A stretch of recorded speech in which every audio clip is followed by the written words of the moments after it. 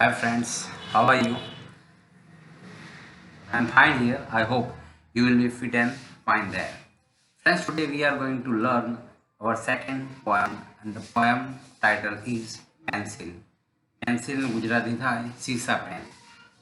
આપણે પેન્સિલ વાપરો છે લાકડાની પેન જે કહીએ. જોઈએ આપણે કવિતામાં બહુ સરસ એવું એક દીકરી એટલે કે બાળકીનું વર્ણન કરવામાં આવ્યું છે કે જે પોતે સરસ એવા મજાના ચિત્ર પણ એ પણ કેવા વિચિત્ર ચિત્રો દોરી રહી છે અને ચિત્ર અલગ અલગ પ્રકારના જે ચિત્રો છે એનું અહીંયા સરસ રીતે વર્ણન કરવામાં આવ્યું છે. કવિ છે એના જયંત પરમાર. અને આ ચિત્ર દોર્યા પછી અચાનક જ પોતાના કામમાં વ્યસ્ત હોય છે ત્યાં જ એના શાળાના શિક્ષક એને ગૃહકાર્ય આપે છે અને ગુસ્સાથી એ પોતે પેન્સિલની અણીને તોડી નાખે છે. હવે એ ગુસ્સાથી એ પેન્સિલની અણીને તોડી નાખે છે અને એના ધુમાડા રહી જાય છે. ધુમાડા કયા? ગુસ્સાના.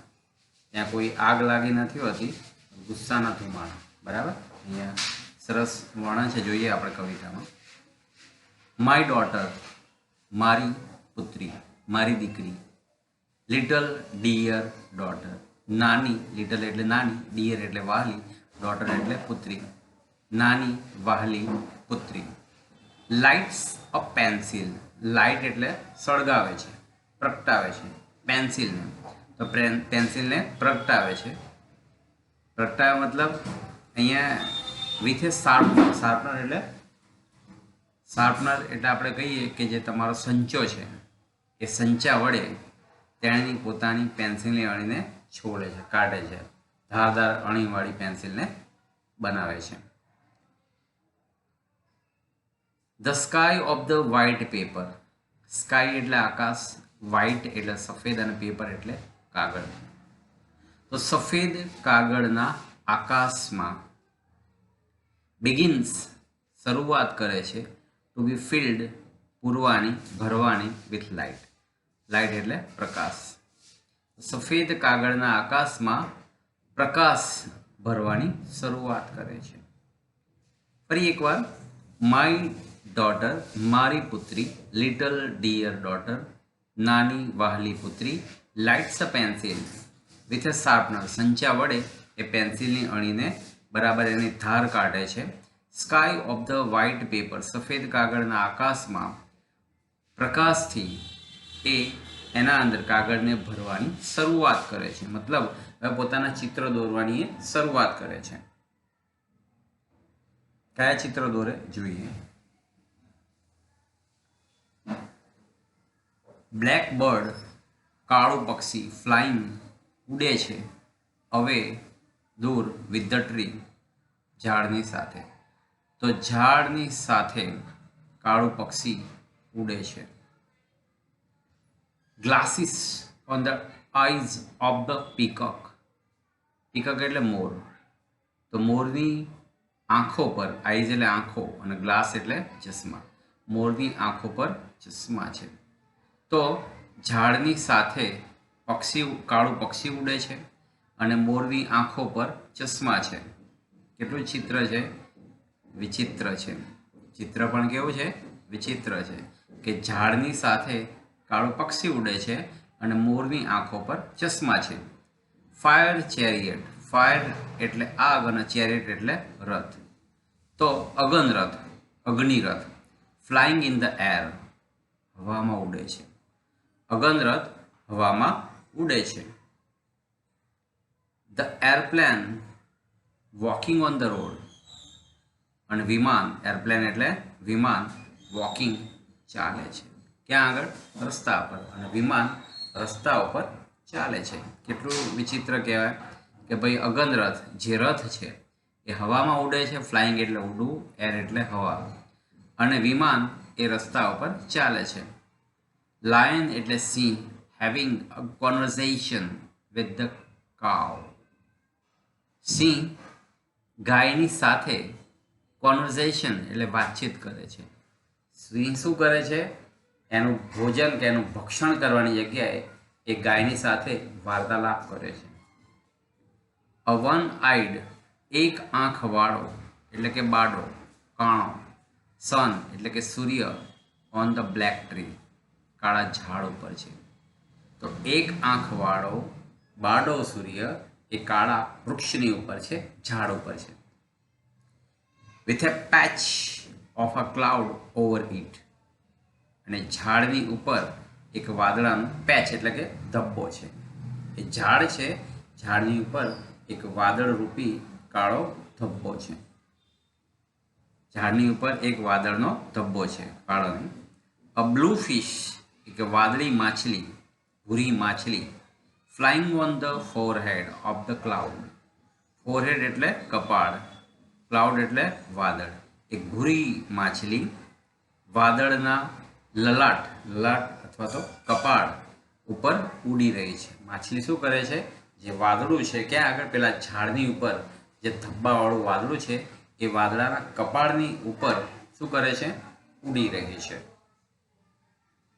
ધ યલો બટરફ્લાય, પીળું પતંગિયું, સ્વિમિંગ ઇન ધ વોટરફોલ.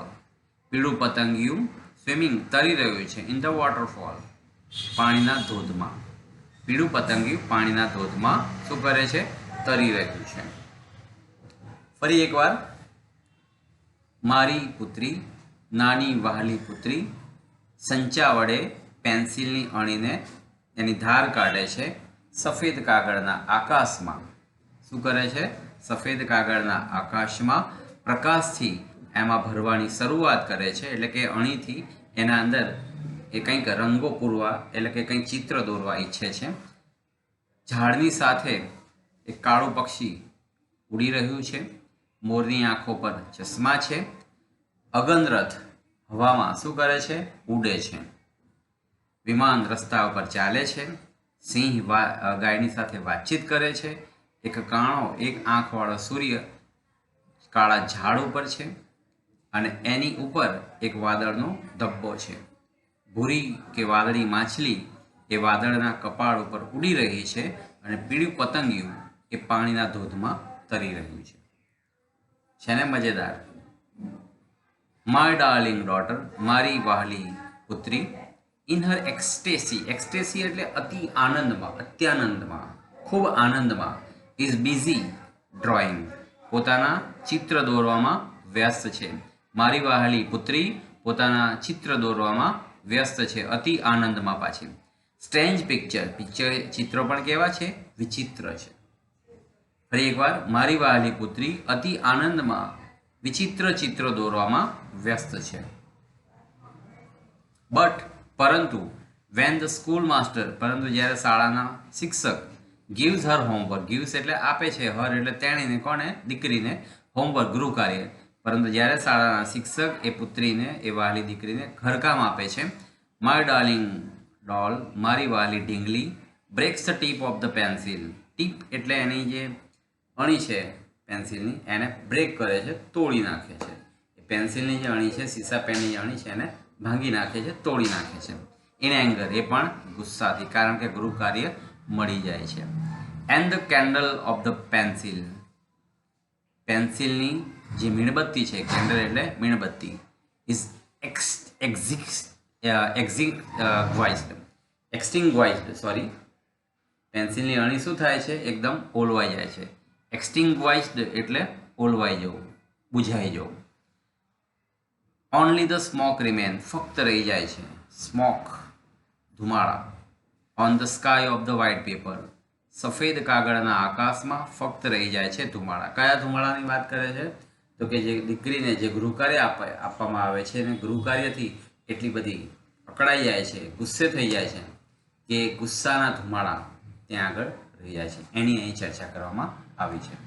ફરી એકવાર, મારી વહાલી દીકરી અતિ આનંદમાં પોતાના વિચિત્ર ચિત્ર દોરવામાં વ્યસ્ત છે. પરંતુ જ્યારે શાળાના શિક્ષક તેણે ગૃહકાર્ય આપે છે ત્યારે મારી વહાલી ઢીંગલી પેન્સિલની અણીને ગુસ્સાથી તોડી નાખે છે અને પેન્સિલ રૂપી જે મીણબત્તી છે એ ઓલવાઈ જાય છે અને ફક્ત સફેદ કાગળના આકાશમાં રહી જાય છે ધુમાડા. વિદ્યાર્થી મિત્રો, આ સાથે આપણી આ કવિતા પૂરી થાય છે, જેના કવિ છે જયંત પરમાર, ટ્રાન્સલેટેડ બાય બેદર ભક્ત, બેદર ભક્ત એમ. Okay bye.